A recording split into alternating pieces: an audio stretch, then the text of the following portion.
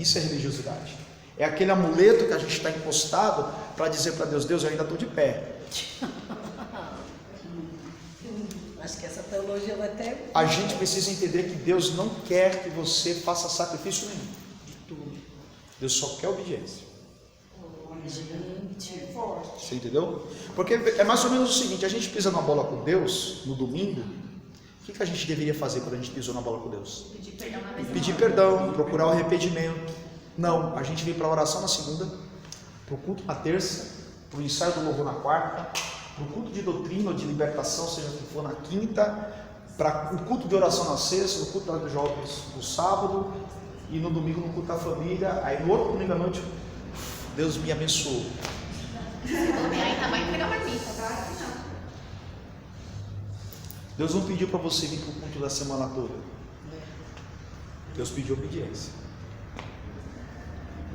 até porque... A gente pega sempre o caminho mais curto, né? Poxa, eu vou fazer isso. A gente tenta se enganar. Aí, por isso que Deus disse: olha, essa folha de figueira aí, não me engano. eu estou vendo a sua nudez. Não tampa. Aí o inocente tem que morrer. Que é um animal, né? Que foi Jesus, né? E só o sangue derramado do animal para cobrir a nudez de Adão e Eva. Arrependimento. Esse período da inocência foi quebrado. E o período da inocência, depois que foi quebrado, veio o período da Consciência.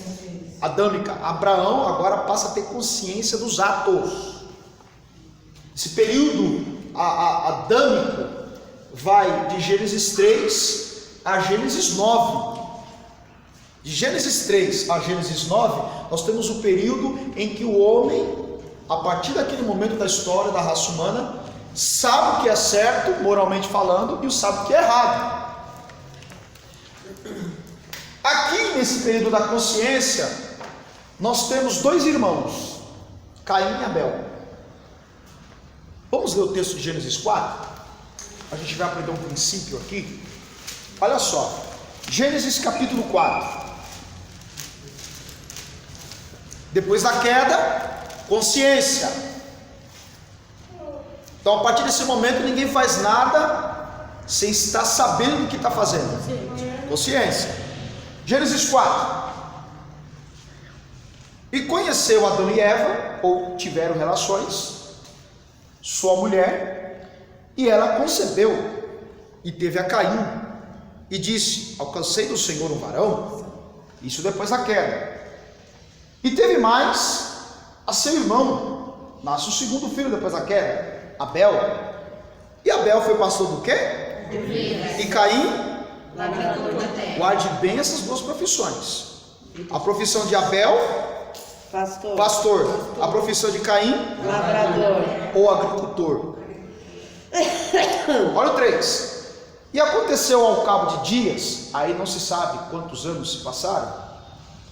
Dias aí não é propriamente dias, 24 horas. Que Caim trouxe do fruto da terra uma oferta ao Senhor. E Abel também dos primogênitos das e da sua gordura. E atentou o Senhor para Abel e para a sua oferta, mas para Caim e para a sua oferta não. Irou-se Caim fortemente, e diz: caiu-lhe o seu. Eu descobri o motivo das caras fechadas.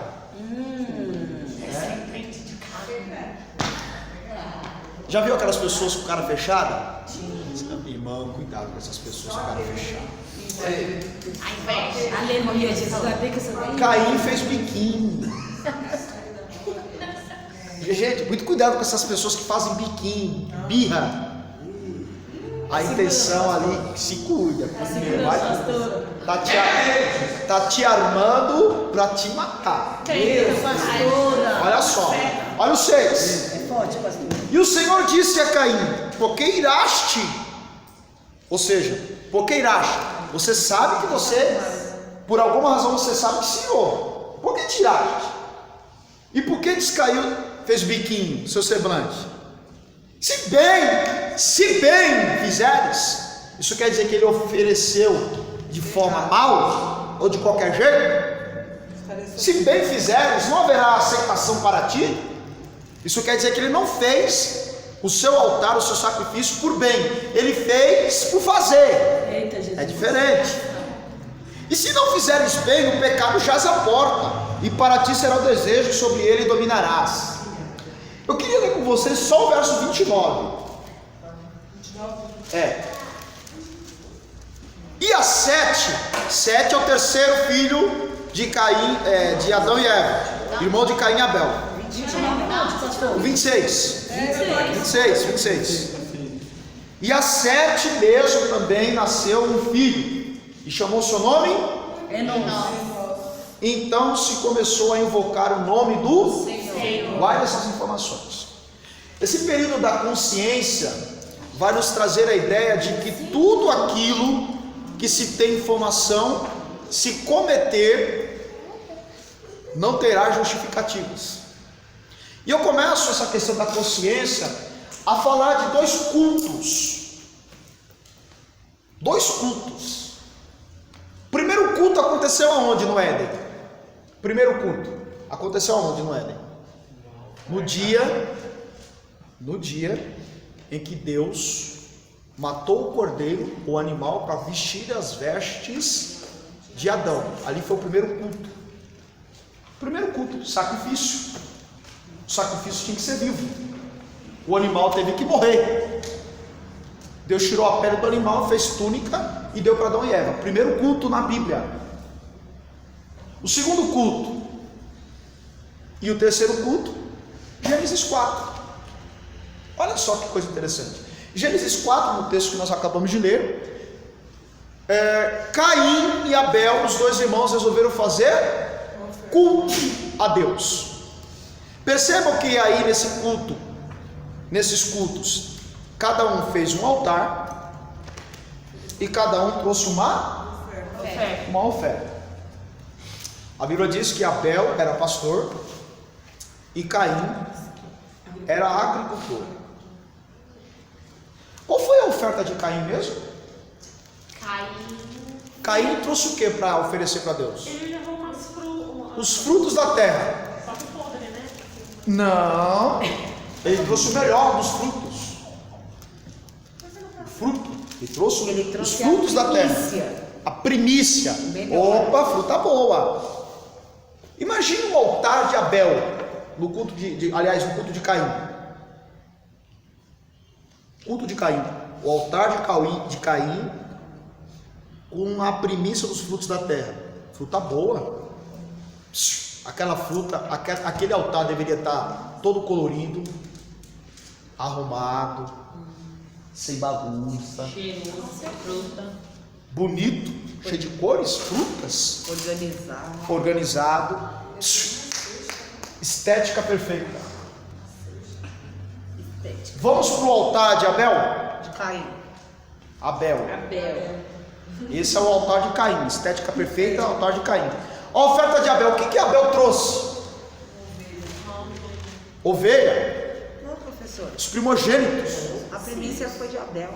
Não. Caim Abel, por sua trouxe. vez, trouxe das suas primícias do rebanho. Tá, mas da Caim. Lavrador. Os frutos da terra. Ele também trouxe. Gente, o altar, vamos lá. Parafraseando. O altar de Caim, esteticamente, Legal, bonito. Eita Deus. e a estética do altar de Abel, como é que era? Ou gordura, Sangue, gordura, animal cortado em cima do altar. A Bíblia diz que Deus se atentou para a oferta de Abel. e desprezou a oferta de Caim. Olha o princípio. Estética não agrada a Deus. Estou entendendo. Bastante o quê? É sinceridade. Caim fez tudo perfeito e Deus olhou. Não é assim que eu quero. Estética é bonita, as frutas é bonita, mas o seu coração. É a sinceridade. É a sinceridade. Aí vamos para Abel? Sujo, cheio de sangue, mas Deus se agradou. Porque talvez Porque essa era a verdade de Abel. Meu Deus. Interessante que lá no versículo 26, isso foi culto. Lá no versículo 26, o terceiro filho de Adão e Eva, irmão de Caim e Abel, Sete, teve um filho, Enos. E aí a Bíblia vai dizer que a partir de Enos, o nome do Senhor começou a ser invocado. Então quer dizer que no altar de Abel, no altar de Caim, Deus não foi invocado, porque Deus só passou a ser invocado com Enos, o sobrinho de Adão, de Caim e Abel. Mas eles fizeram um culto, só que aquele culto não teve a invocação do nome de Deus.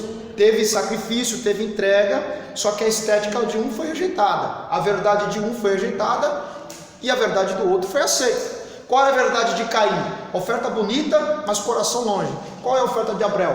Altar sujo, com sinceridade. Aleluia, aleluia. Aí eu te pergunto, Deus aceitou a oferta de quem? De Abel. E rejeitou a de? Amém. A pergunta que surge é: com quem Abel aprendeu a fazer culto? Com Adão e Eva foi? Será? Não sei. Foi? Quem estava no jardim quando Deus matou o animal e fez túnica para ele no primeiro culto? Quem é que estava no jardim com Deus? Adão e Eva. Abel é filho de quem?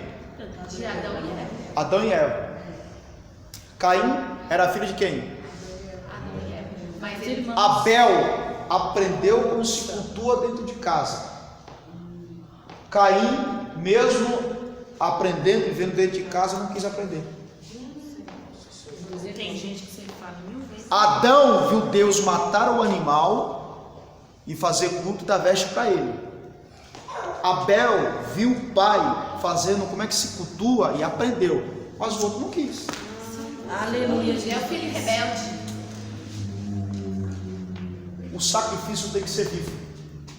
Sabe por que Deus aceitou o culto de Abel? Consciência?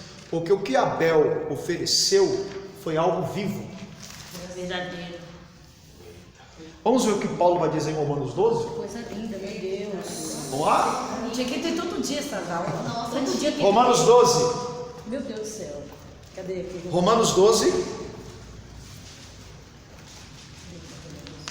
versículo 1. Primeira razão porque Deus aceitou o culto de Abel, porque o sacrifício dele foi vivo. Olha o que Paulo vai dizer em Romanos 12, 12 crianças. 1 e o 2. Quem pode ler? Romanos 1. Pode ler. Vamos lá? Pode ler. Portanto, irmãos, exorto-vos pelas compaixões de Deus. Paulo está dizendo assim: pelo amor de Deus, gente, pelo amor de Deus, aprenda a cultuar. Continue. Apresenteis o vosso corpo. O quê? O vosso corpo. Apresenteis o vosso corpo. De que forma? Como sacrifício vivo, Aleluia. santo e agradável a Deus. Está aí o culto que Deus aceita. Deus aceita culto vivo, Que de é gente o vosso viva, culto Verdadeiro. nacional. de gente que expressa a verdade para Deus, Aleluia. Eita, gente. ainda que seu altar não esteja arrumado. Meu Deus. Veja bem, gente, tem gente que, tem gente que enfeita demais, Sim. que mascara demais, que traz uma imagem de santo como Caim, que é perfeito, Deus. E Deus não é isso. Você pode fazer bonito, você pode arrumar, Tudo que brilha é você ouro. pode mascarar, mas essa não é a verdade de dentro. Essa foi a primeira razão porque Deus aceitou o culto de Abel no período da consciência. Outra razão porque Abel foi aceito por Deus. Hebreus 11:6. Hebreus 11:6. 11:6. Hebreus 11:6. Vamos lá? Ora, sem fé é impossível agradar-lhe, porque é necessário que aquele que se aproxima de Deus creia que Ele existe e que é galardoador. Eu acho que é o 4, verso 4. Hebreus 4. Pela fé, Abel ofereceu a Deus Ah, maior então sacrifício descobrimos por que Deus aceitou o culto de do Abel. que Caim, pelo qual alcançou testemunho, Hã? pelo qual alcançou testemunho Bom, de que era peraí. justo. Deus aceitou o culto de Abel porque o culto de Abel tinha fé, ainda que o altar estava sujo de sangue. Dando A Deus, fé, aí tá bom. A fé é que move Deus no culto. Aleluia. Não adianta ter tudo perfeito sem fé. verdade. Você tem que acreditar naquilo que você está fazendo Está dentro do culto. proclamando. Aleluia. Abel aprendeu a ter fé com o pai Adão. Exatamente. Pela fé, Abel ofereceu melhor oferta que Caim. Aleluia. E o altar de Caim era bonito, fruta bonita. Mas não tinha. Não era verdade. De nada vale.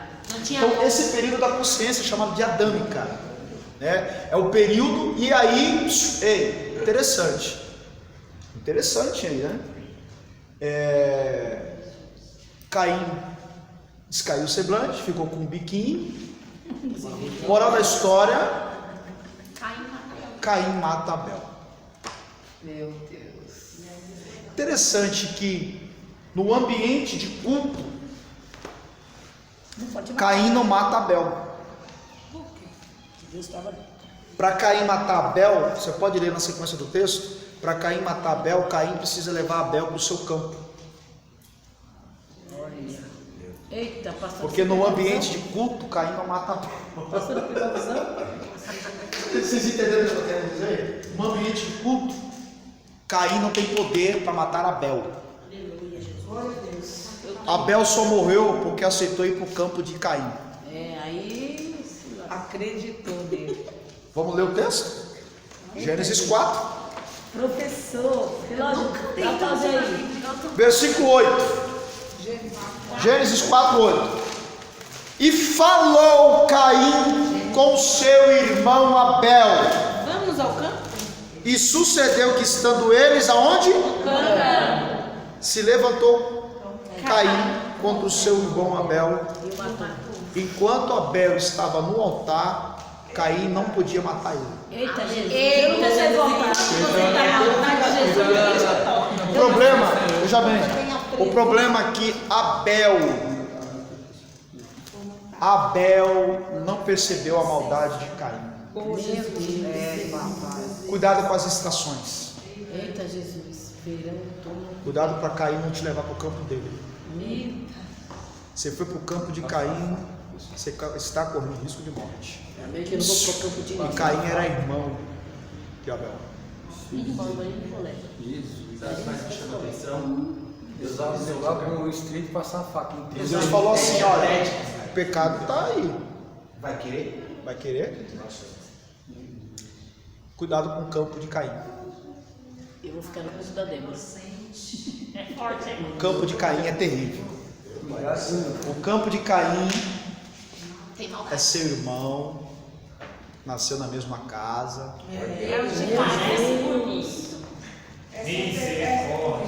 tem o mesmo pai. Meu Deus do céu. Cuidado com o campo de Caim. Esse é o período da consciência. Período da consciência. É aqueles que comem no seu prato. Pois não? Você está dando glória aí, Barão? Esse é o período da consciência. Ou seja, Deus falou para Caim: ó, se você está assim, o pecado está fora. Você sabe o que você está fazendo. Consciência. Você vai ver lá em Gênesis 6 os filhos dos homens se envolvendo com a filha dos homens. Ali tem gente que fala que são os anjos mantendo relação sexual com as filhas dos homens. Não, ali está falando de filho de crente se envolvendo com filha de descrente. Sabe o que está fazendo. Lá em Gênesis 6, quando narra a história do filho dos homens que entraram nas filhas das mulheres, está falando de sexo ilícito. Está falando de algo que era para não fazer. Ele sabia o que estava fazendo. Moral da história: a arca de Noé acabou com tudo. salário do pecado da morte, misericórdia. O salário do pecado é a morte. Deus, eu costumo dizer o seguinte: Deus ele trabalha sempre no campo da prevenção. E a melhor verdade disso é que ele deixou a palavra dele. A palavra dele, a palavra de Deus, ela nunca atua depois que o leite foi derramado. Verdade. A palavra de Deus, ela atua no campo da prevenção. Amós 3,7 diz o seguinte: que Deus não faz nada sem comunicar aos seus profetas. Avisa antes. Deus é o Deus que avisa antes. Amém. Deus não avisa depois. Não. Entendeu?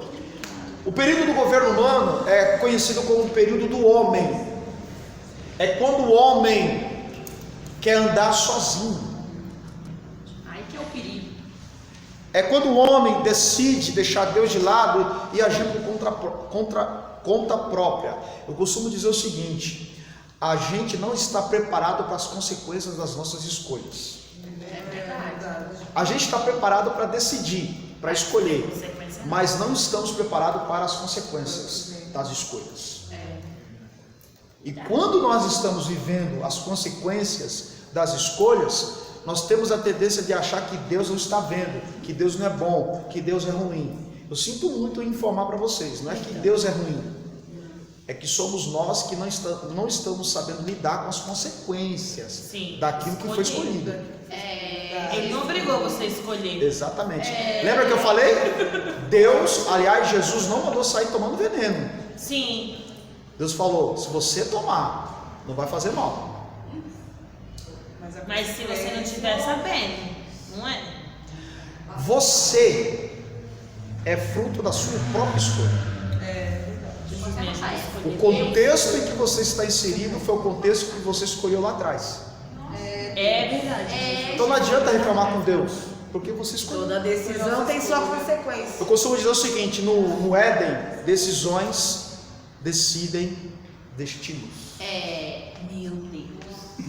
Como eu disse, você quer conhecer o seu passado, presente e futuro? Dá uma lida em Gênesis. Aí eu vou ler. Como é a profissão?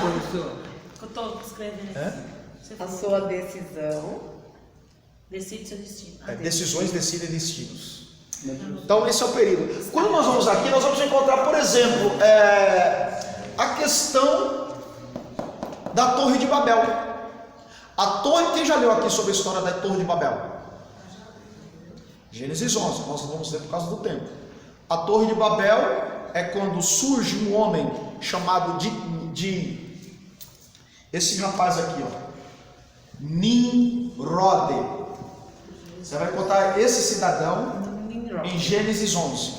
Esse cidadão, ele decidiu montar um governo que desafiasse Deus.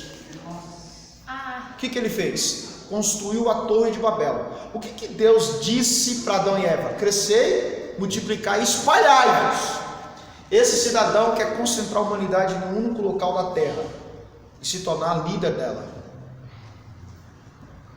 indo totalmente o contrário ao desejo de Deus, à vontade de Deus. A vontade de Deus era espalhar. Nimrod quer concentrar uma única língua e ele seria o governante da população mundial. Aí Deus olhou do céu e disse: não. Coitado. Quando eles estão construindo, a intenção de Nimrod, além de concentrar a humanidade em um único lugar e se tornar líder dessa humanidade, a intenção deles era tocar no céu. Meu Deus. Olha a pretensão humana, tocar no céu. Porque, vamos supor que se Nimrod chegasse ao céu, qual seria a sua fala para a humanidade na terra? Deus não é tão inalcançável assim que chegamos até Ele. Aí Deus olhou para a terra, se reuniu com a Trindade e disse assim: desçamos e confundamos a língua dos homens. Até Gênesis 11 só havia um idioma na terra. Depois dessa pretensão humana, por agir de conta própria, Deus decide confundir. É a Torre de Babel, por isso que o nome Babel quer dizer confusão. Deus confundiu o idioma. Quando eles estavam construindo ninguém conseguia sim. Aí o que acontece? Se espalha, porque determinado grupo não consegue se comunicar com outro grupo, só se comunica com o grupo dele, então eles têm que... Por isso que nós temos os idiomas na Terra. É o período em que o homem quer agir por conta própria. Veja o que o apóstolo Tiago, capítulo 4, Tiago 4, versículo 8, tem a dizer sobre essa questão da pretensão humana em agir por conta própria. Tiago 4, versículo 8. 4:8. Chegai-vos a Deus e Ele se chegará a vós. Limpai as mãos. Não. É o versículo 1. De onde vêm as guerras e pelejas entre vós? Porventura não vendes a saber que vossos deleites que nos... Não é esse texto não, deixa eu dar uma olhadinha. Tiago. Deixa eu dar uma olhadinha aqui, só confirmar. Tiago serve Deus e do Senhor, os vivos que andam despreça saúde. Versículo 13, 4:13. Olha só, acompanhe comigo aí a leitura.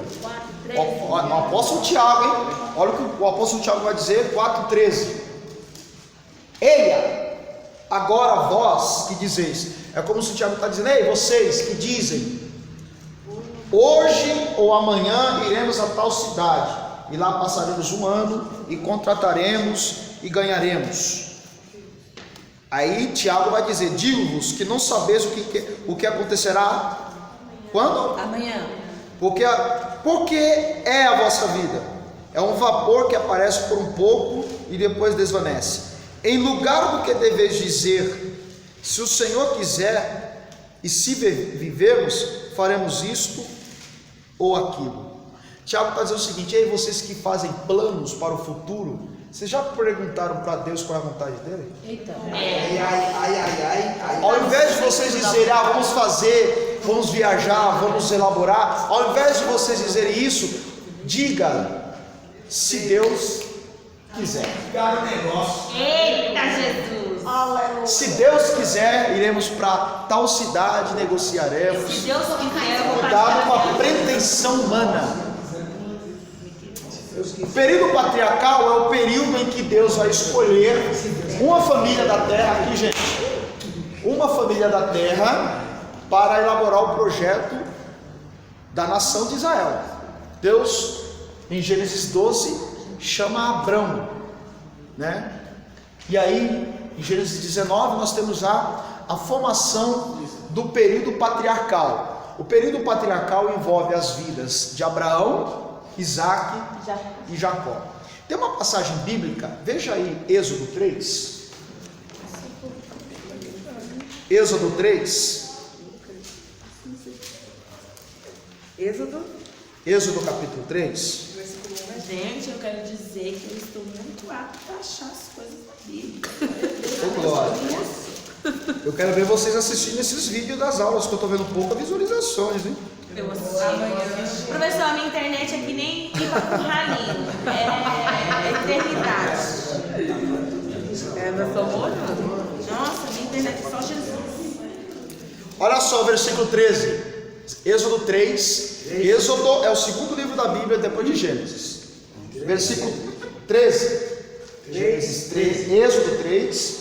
Gênesis 13. Êxodo 3, versículo 13. Olha só. Então disse Moisés a Deus: Eis que quando vier aos filhos de Israel e lhes disser: o Deus de vossos pais me enviou a vós, e eles me disserem: qual é o seu nome? Que lhes direi? E disse Deus a Moisés: eu sou o que sou. Disse mais: assim dirás aos filhos de Israel: eu sou, me enviou a vós. E Deus disse mais a Moisés: assim dirás aos filhos de Israel: o Senhor, o Deus de vossos pais, o Deus de Abraão, o Deus de Isaque e o Deus de Jacó, me enviou a vós. Este é o meu nome eternamente, e este é o meu nome eternamente, este é o meu nome eternamente, e esse é o meu memorial de geração em geração. Olha para cá, depois vocês leem esse texto em casa com mais cuidado. Gênesis 3 trata-se do chamado de Moisés. Êxodo 3. Êxodo 3. Você falou Gênesis. É Êxodo. Êxodo 3 narra o chamado de Moisés para libertar o povo de Israel que está no Egito. Interessante que Deus aparece numa sarça ardente que não se consome. Como assim? Tente imaginar um arbusto pegando fogo, mas não se queima. Aquilo chamou a atenção de Moisés. Foi por isso que ele foi até a sarça. Aí Deus, tira a sandália do pé, que aqui o território é santo. Aí a voz ecoa. Mas eu queria chamar a atenção de vocês para o detalhe.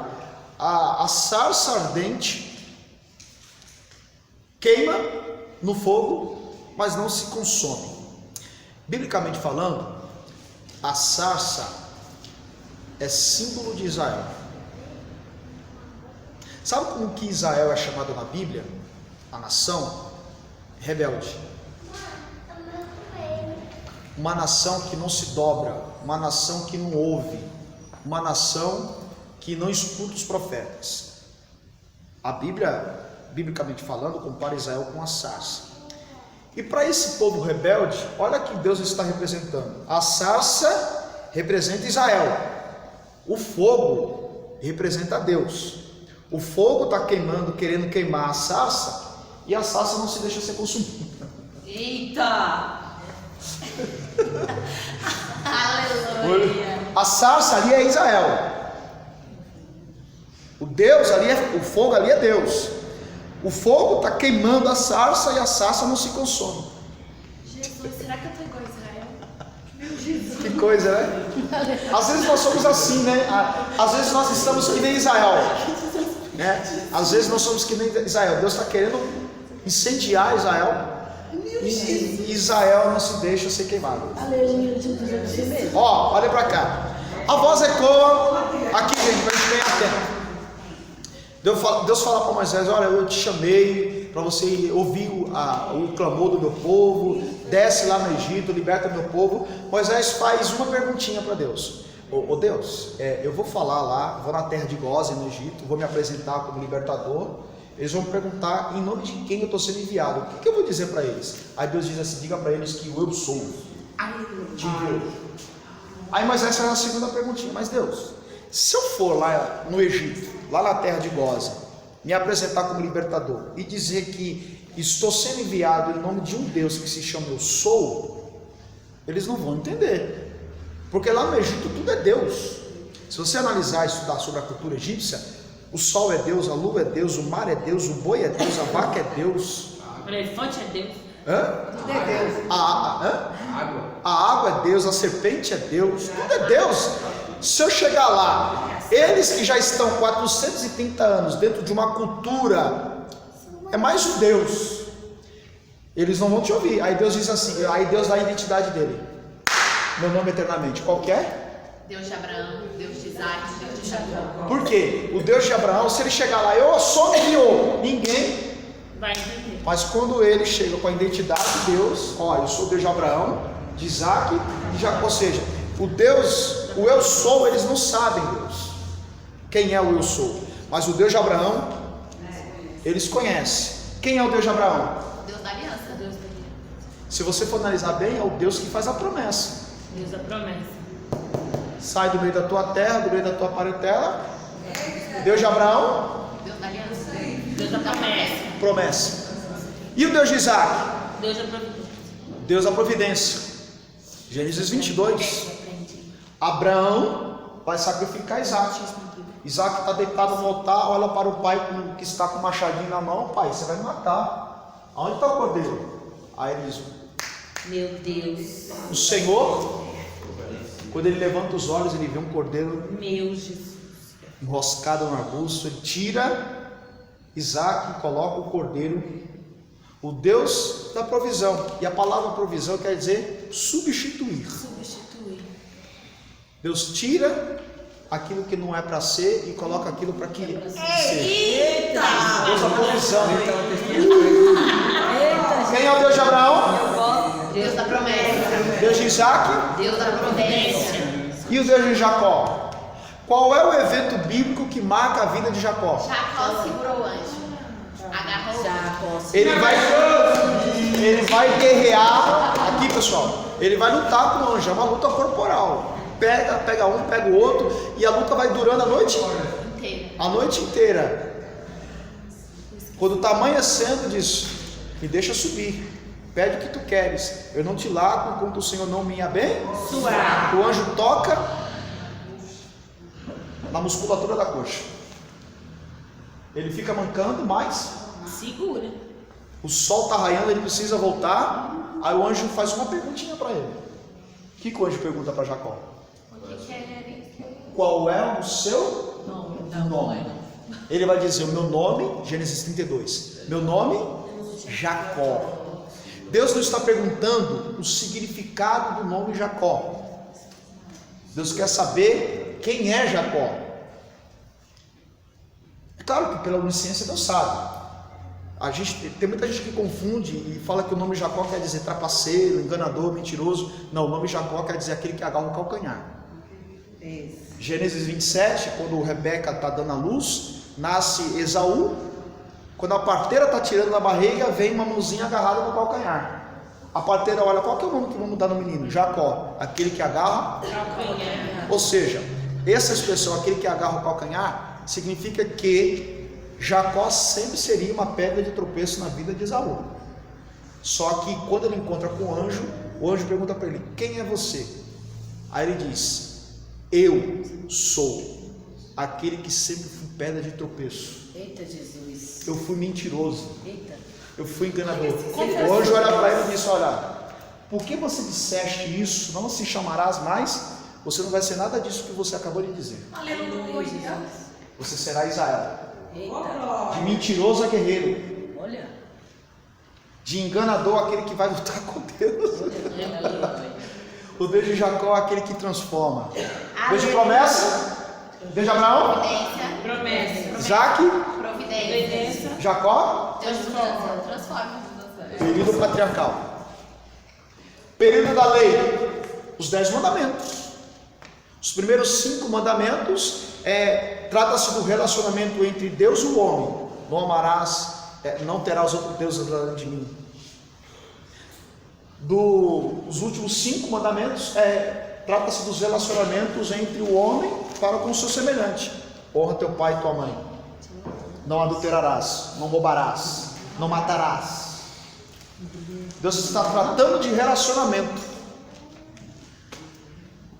Os 10 mandamentos, se você ler Êxodo 20, está lá os 10 mandamentos. Os primeiros 5, relacionamento entre o homem e Deus.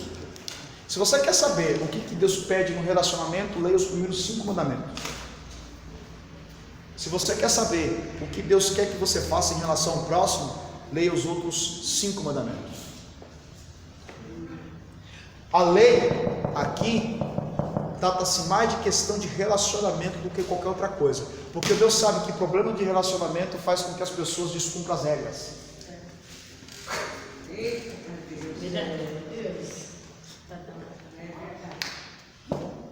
A graça é quando é inaugurada na cruz, e isso vai se concretizar em Atos 2:4, e todos foram cheios do Espírito Santo. E o milênio ainda não aconteceu. O milênio, todos aqui sabem que trata-se daquele período de 1000 anos, né? A cronologia do milênio segue o seguinte roteiro, biblicamente falando. Primeiro, o arrebatamento. O que é o arrebatamento da igreja? O arrebatamento será precedido de uma ressurreição. Ressurreição de quem? 1 Tessalonicenses 4, a partir do verso 16. A ressurreição de quem morreu em Cristo. os que morreram em Cristo ressuscitarão primeiro, diz Paulo. Depois nós, os vivos, desaparecerá. Os desaparecidos e os ressuscitados se encontrarão nos ares, formando uma única multidão. O Espírito Santo leva a noiva até o noivo na entrada do céu. Aleluia. Coisa linda. O noivo recebe a noiva e leva para as bodas do cordeiro. Eita, Jesus. Arrebatamento. Na terra instala a grande tribulação, 7 anos. No céu, tribunal de Cristo. Não confunda, nós vamos ter essa aula, mas não confunda tribunal de Cristo com juízo final. O tribunal de Cristo é para distribuição de galardão. Fez mais, ganha mais. Olha. Fez menos, se torna servo lá. Eu vou explicar isso depois. Ai, não vejo a hora de só chegar. Não é muitas aulas. Terminou os 7 anos da grande tribulação, a igreja com Cristo desce na terra, o vale do Armagedon, aonde ali todas as nações estão para explodir Israel. É quando Jesus desce no Monte das Oliveiras com a igreja, assopra, acaba com tudo, lança o diabo, o falso profeta, o anticristo, os demônios, os aprisiona durante 1000 anos. Durante esses 1000 anos, a igreja ressuscitada desce para a terra, para governar a terra com o restante da humanidade que sobrou. Olha só, a igreja, você, eu quero ver você lá. Ô, glória. Novo corpo, novo nome. Volta para a terra, no corpo ressuscitado. Governaremos a terra. Você vai ver ser humano nascendo, crescendo, envelhecendo e morrendo, e você no seu estado de céu. Vamos conversar? Vai ser uma polêmica, eu não vou entrar nesse assunto agora, tá? Mas tudo indica que levaremos memórias de momentos que passamos na presença de Deus. É claro que não haverá sentimento humano, marido e mulher, porque aquilo que é corruptível se tornará incorruptibilidade. Mas eu acredito sim que nós nos conheceremos lá. Que graça teria chegar no céu e não conversar com Abraão? Eu vou conversar com a Eva. Precisa ter uma belíssima conversa com ela. Amém? O milênio é instalado, um período de 1000 anos em que governaremos a terra. Após, juízo final, depois, novo céu, nova terra para sempre. Aleluia!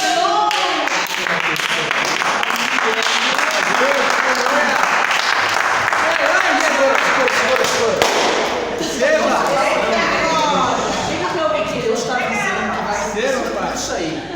Satanás sabe de tudo isso aí. E Satanás tem trabalhado todos os dias para que aconteça isso aí. E nós também Ele sabe, o diabo sabe que vai acontecer isso. O diabo, ele quer ganhar tempo. Quanto mais pessoas ele levar com ele, ele vai destruir cada alma que o diabo leva para o inferno. O diabo sabe que machuca Deus, porque a Bíblia diz que Deus não tem prazer na morte do ímpio. Se não tem prazer, tem tristeza. Então o diabo sabe que cada alma que ele leva para a sepultura, ele está machucando Deus. Amém? Aula encerrada. Aleluia!